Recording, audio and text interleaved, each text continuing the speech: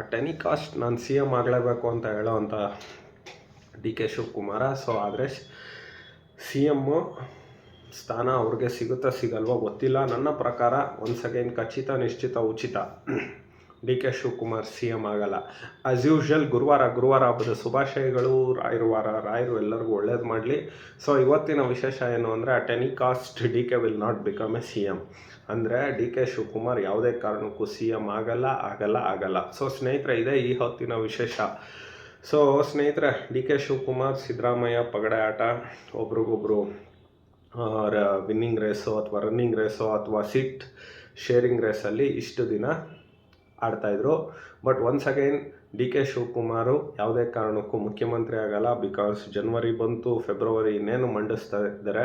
ಆದರೆ D K Shivakumar ನಾನು ಸಿದ್ದರಾಮಯ್ಯ ಮಂಡಿಸಿದಂಥ ಬಜೆಟ್ನ ಅದನ್ನು ಅಲೋ ಮಾಡೋಕ್ಕೆ ಬಿಡಲ್ಲ, ನೀವು ನನಗೆ ಸಿ ಎಮ್ ಆಗದೆ ಇದ್ದರೆ ಅಂತ ಎಲ್ಲ ಧಮಕಿ ಹಾಕಿದ್ರು ಕೂಡ ಡಿ ಕೆ ಶಿವುವಿನ ಅಲಿಯಾಸ್ ಬಂಡೆ ಅಲಿಯಾಸ್ ಸಿ ಡಿ ಶಿವುವಿನ ಆಸೆ ಆ ಶಿವ ಈಡೇರಿಸಲ್ಲ. ಕಾರಣ ಇಷ್ಟೇ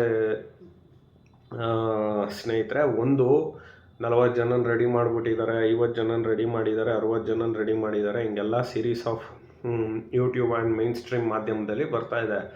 ಸತ್ಯನೇ ಇರ್ಬೋದು, 40 ಜನನೇ ಅವರು ಕೂಡಾಕೊಂಡು ಇದಾಗಿರ್ಬೋದು, ಇನ್ನೊಂದು ಮಾಡಿರ್ಬೋದು, ಮತ್ತೊಂದು ಮಾಡಿರ್ಬೋದು.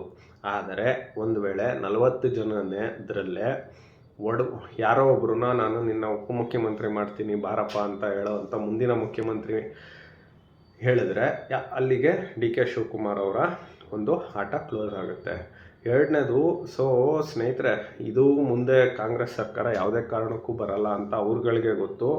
ಸೊ ಇಲ್ಲಿ ನಾವು ಹೆಂಗಿರಬೇಕು, ಅಧಿಕಾರ ಬೇಕು, ದುಡ್ಡು ಬೇಕು ಅನ್ನೋದೇ ಈಗ 138 ಮುತ್ತುರತ್ನಗಳ ಮೈಂಡಲ್ಲಿರೋದ್ರಿಂದ ಸೊ ಯಾರೂ ಅಷ್ಟು ಸುಲಭಕ್ಕೆ ಡಿ ಕೆ ಶಿವಕುಮಾರ್ ಹೇಳ್ಬಿಟ್ಟ ಅಂತ ಅಂದ್ಬಿಟ್ಟು ಡಿ ಕೆ ಸುರೇಶ ಹೇಳ್ದ ಅಂತ ಹೇಳಿ ಹೋಗಿ ಏನೋ 40-50 ಜನ 100 ಕೋಟಿ 200 ಕೋಟಿ ಏನೇನೋ ಹೇಳ್ತಾರೆ. ಈ ಮುಂದಿನ ಎಲೆಕ್ಷನ್ ಖರ್ಚು ಇವರೇ ನೋಡ್ಕೊಳ್ತಾನೆ ಮಾಡ್ತಾನೆ ಅದೆಲ್ಲ ಹೇಳ್ತಾರೆ.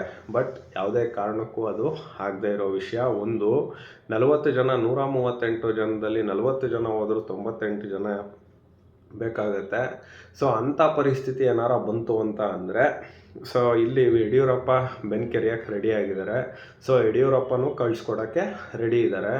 ಅಂಥದ್ದು ಇನ್ನೊಂದೇನಾರೋ ಪರಿಸ್ಥಿತಿ ಬಂತು ಅಂತ ಅಂದರೆ ಒಂದು ವೇಳೆ ಕುಮಾರಸ್ವಾಮಿ ಅವ್ರನ್ನೇನಾರು ಮನವೊಲಿಸಿದ್ರೆ ಸೊ ಇವರೊಟ್ಟಿಗೆ ಇವರು ಸರ್ಕಾರ ಮಾಡ್ಬೋದು, ಎಲ್ಲ ಸಾಧ್ಯತೆಗಳು ಇದೆ. ಇದಲ್ಲದೆ ಮೂರನೇ ಆಪ್ಷನ್ ಏನಪ್ಪ ಅಂದರೆ ಇವ್ನು 40 ಜನನ ರೆಡಿ ಮಾಡಿದ್ರೆ ಸಿದ್ದರಾಮಯ್ಯ 30 ಜನನ ರೆಡಿ ಮಾಡಿರ್ತಾನೆ. ಸೊ ಹೀಗೆ ಒಂದಕ್ಕೆ ಒಂದು ಇವರೊಂದಿಟ್ಟರೆ ಅವರೊಂದಿಟ್ಟರೆ ಇವರೊಂದು.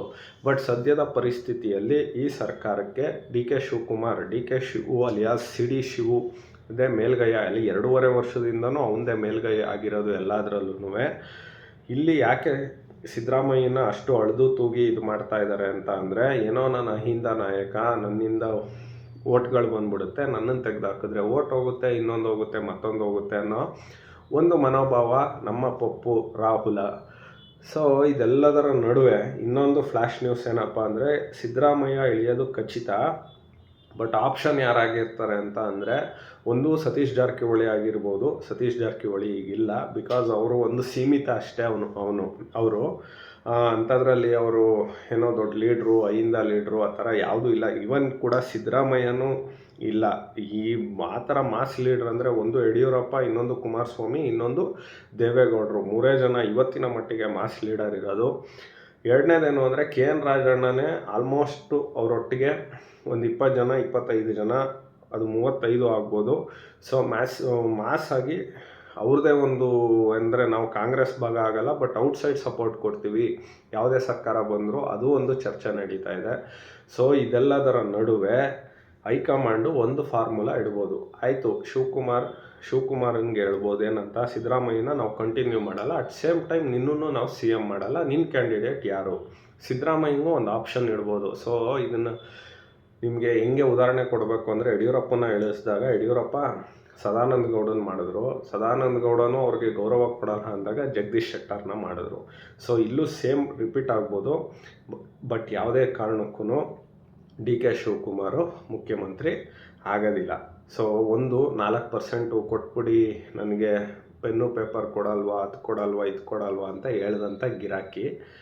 ಎರಡನೇದು, ಅದೇ ಗಿರಾಕಿ ಹೇಳುತ್ತೆ, ನಾನು ಬೈ ಚಾನ್ಸ್ ಆಗಿ ಒಕ್ಕಲಿಗ ಸಮಾಜದಲ್ಲಿ ಹುಟ್ಟಿದ್ದೀನಿ, ನಾನು ವಿಶ್ವಮಾನವ, ಅದು ಇದು, ನನಗೆ ಮುಸಲ್ಮಾನರಿಂದನೇ ಸರ್ಕಾರ ಬಂದಿರೋದು ಅಂತ ಎಲ್ಲ ಪರಮೇಶ್ವರ್ ಹೇಳ್ತಾರೆ. ಸೊ ಹಿಂಗಿರ್ಬೇಕಾದ್ರೆ ಒಕ್ಕಲಿಗರಿಗೆ ನಿಮ್ಮ ಅವಶ್ಯಕತೆ ಇಲ್ಲ. ಈ ಒಂದು ಬಾರಿ ನೋಡಿದ್ರು, ಬಟ್ ಮುಂದಿನ ಬಾರಿ ಯಾವುದೇ ಕಾರಣಕ್ಕೂ ಕೊಡಲ್ಲ. ಅದೆಲ್ಲ ಒಂದು ಕಡೆ ಇಟ್ಬಿಡೋಣ. ಒಕ್ಕಲಿಗರಿಗೆ ಇವ್ರು ಮೋಸ ಮಾಡಿದ್ರೋ ಅಥವಾ ಒಕ್ಕಲಿಗರು ಯಾಮಾರಿದ್ರೋ ಅದೆಲ್ಲ ಮುಂದಿನ ದಿನದಲ್ಲಿ ಚರ್ಚೆಗಳಾಗ್ತವೆ. ಸೊ ಆ ಚರ್ಚೆಗೆ ಅನುಗುಣವಾಗಿ ಡಿ ಕೆ ಸುರೇಶ್ನ ಸೋಲಿಸಿದ್ದು ಆಯಿತು, ಸಿಂಗಲ್ ಡಿಜಿಟ್ ತಂದಿದ್ದು ಆಯಿತು. ಪಾಪ ಯಾವಾಗಲೂ ಹೇಳೋರು ನಮ್ಮ ಸಿ ಡಿ ಶಿವ ಅವರು ಡಬಲ್ ಡಿಜಿಟ್ ಬರುತ್ತೆ ಅಂತ. ಸೊ ಇದು ಮುಂದುವರೆದ ಭಾಗವಾಗಿ ಒಂದು ಚಾನ್ಸ್ ಅಂದರೆ ಎಂ ಬಿ ಪಾಟೀಲ. ಯಾಕೆಂದರೆ ಎಂ ಬಿ ಪಾಟೀಲ ಹೈಕಮಾಂಡಲ್ಲಿ ತುಂಬ ಒಳ್ಳೆ ಸಂಬಂಧ ಇದೆ, ಅಂದರೆ ದುಡ್ಡು ಕಾಸು ಕೊಟ್ಟು. ಸೊ ಯಾಕೆಂದರೆ ಬಬಲೇಶ್ವರದಲ್ಲಿ ಇವನು ನಿಂತಾಗ ಸೋನಿಯಾ ಗಾಂಧಿ ಅವರೇ ಬಂದು ಪ್ರಚಾರ ಮಾಡಿಕೊಟ್ಟಿದ್ರು. ಆ್ಯಂಡ್ ದೆನ್ ಇವನು ಕ್ರಿಶ್ಚಿಯನಾಗಿ ಕನ್ವರ್ಟ್ ಆಗಿರೋದ್ರಿಂದ ಸೊ ಇವ್ರಿಗೆಲ್ಲ ಒಂದು ಒಳ್ಳೆ ಇದಿದೆ.